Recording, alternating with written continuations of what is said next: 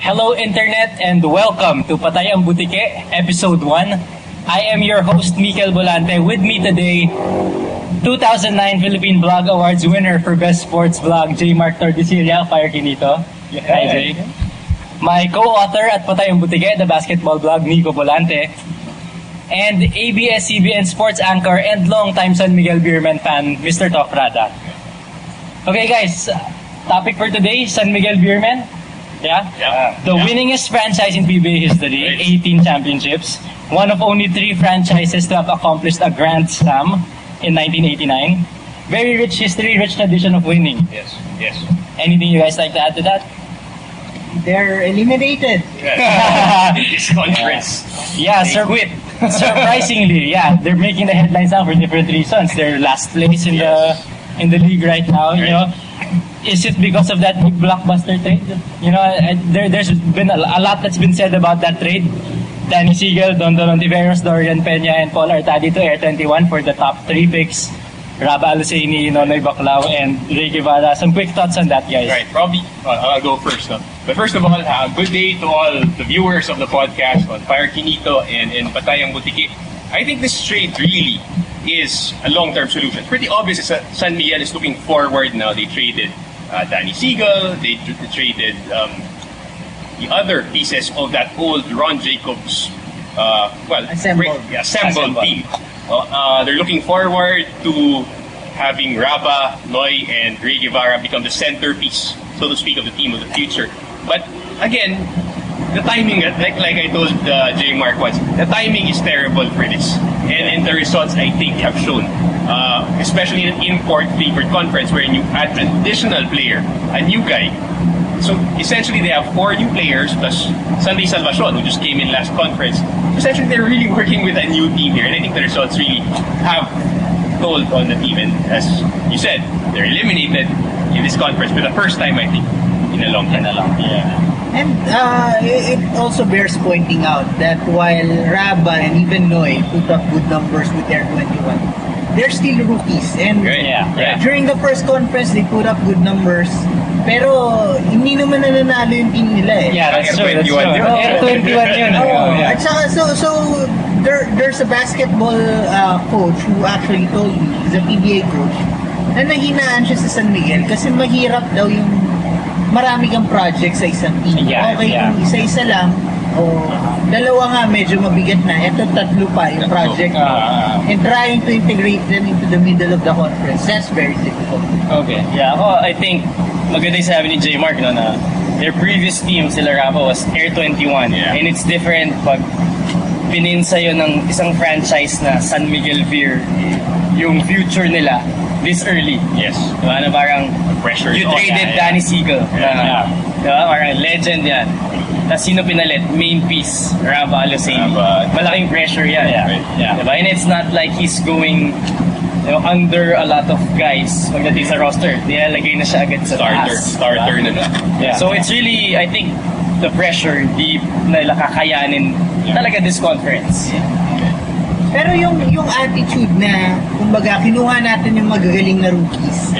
And ako lang yung hindi San Miguel fan dito eh. Kinuha natin number 1 pick, number 2 pick, tapos they expected number 3 pick, kahit hindi naglalaro masyado. And they expected them to be a stars agad. Isn't that a very San Miguel attitude?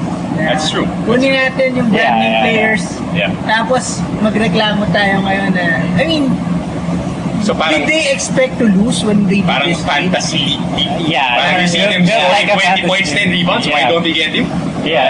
That mentality, fantasy team mentality. So, do you guys agree with that? That it's a San Miguel thing to do? And yes, but hasn't it been working for them in the past? Well, let's put it this way, no? You talked about me being a long-time San Miguel fan. Let's backtrack a bit on that.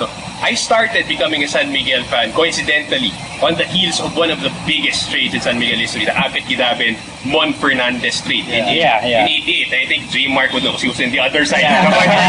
Pure Foods naman, no? But that was one of the trades that really started the year after they got the Grand Slam. Tapos more or less, year after year, they'd be consistently in the finals, all the way to like 94 when they made the Asian Games, diba? Yeah. And feeling ko, San Miguel, for the longest time, has been making those type of moves to strengthen their team. But in recent years, they haven't been very successful. Remember that old L.A. Tenorio trade, Mike Cortez trade. Yeah. And even before that, there was the Romel Aducul for Enrico Villanueva, Opansi Rodriguez trade. Yes. I think for the past 2 years, that has shown that medyo kulang sa direction tong management team of San Miguel. Really, I feel like the current management team of San Miguel, medyo fantasy league yung mentality. Yeah. They haven't been the same since Ron Jacob left. That's my thinking. They haven't been the same team. Okay. So, Agree. with the team now in a rebuilding phase, do we expect San Miguel to not be a contender for a while? I mean, we can say that they're rebuilding, but they still have some good players on that team. Jay Washington, Alex Cabagnot. Are they gonna be contenders while they do this rebuild? Jay Wash daw, Jay Mark. My favorite Your player. favorite player. The toughest player in the league. I don't know. In the first place, I don't think they came into this trip expecting that they'll be this bad. Right. Okay. Right. And I guess that goes into what Top was saying na itong San Miguel management, wala talagang direksyon. Yeah. Yung pag-build up dito sa team. Okay. Kinuha tong tatlong guys because they were the top 3 picks. Yeah. And they put up good numbers. Yeah. Without thinking how they would fit into the rotation. I mean, si Raba has minutes, but Baclao has to play behind Jay Washington and Arwin Santos. Yeah. So, meron ganun eh. And siguro, it is in stark contrast dun sa huling rebuilding team ng San Miguel. Okay, yeah. You guys would remember, it got really bad for the San Miguel franchise before it got good. Mid-90s, late 90s. Yeah, that was an Alaska era. That whole stretch in between. That's right. Okay, let's talk about the previous rebuilding efforts. You know, there was that one great era, the Grand Slam era, of course. 89. Spanned actually before 89.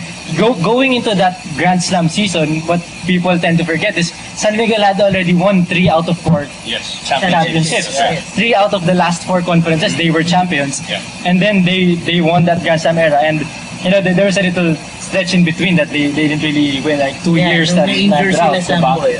But then again in 92 to 94, you know, they won a lot of championships At again. Augustine era. Yeah, and then after that, the next great era of San Miguel, of course, the Ron Jacobs Assemble, the Danis era, Olsen era, where they won, 5 out of 6 conferences, including 3 in a row. Malas lang, hindi consecutive yan pero hindi Grand Slam yun, Pero yeah, how did they get there from point A to point B? How did that rebuilding go? So we're talking about the Ron Jacobs era now? Or- How did they rebuild from the Grand Slam? The transition era. Well, the transition was terrible, really. It wasn't a very good team. I remember another trade that happened in between, the Alvin thing for Big Pablo trade, which was terrible. Yung right after... El Guido, Babylon. That's right.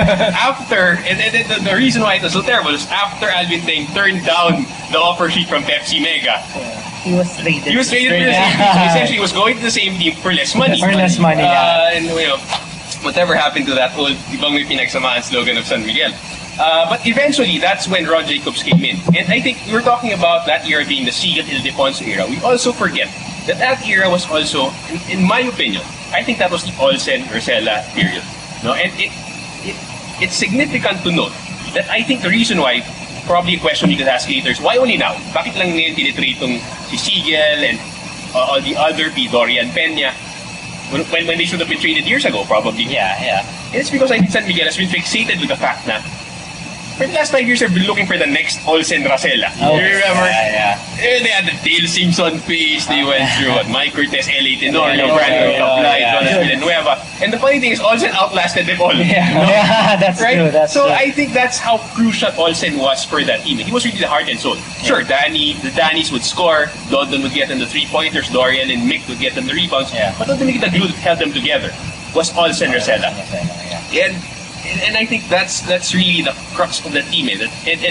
now that he's retired, I think it is an end of that Ron Jacobs Semble team. I think that is what we can call the end of that.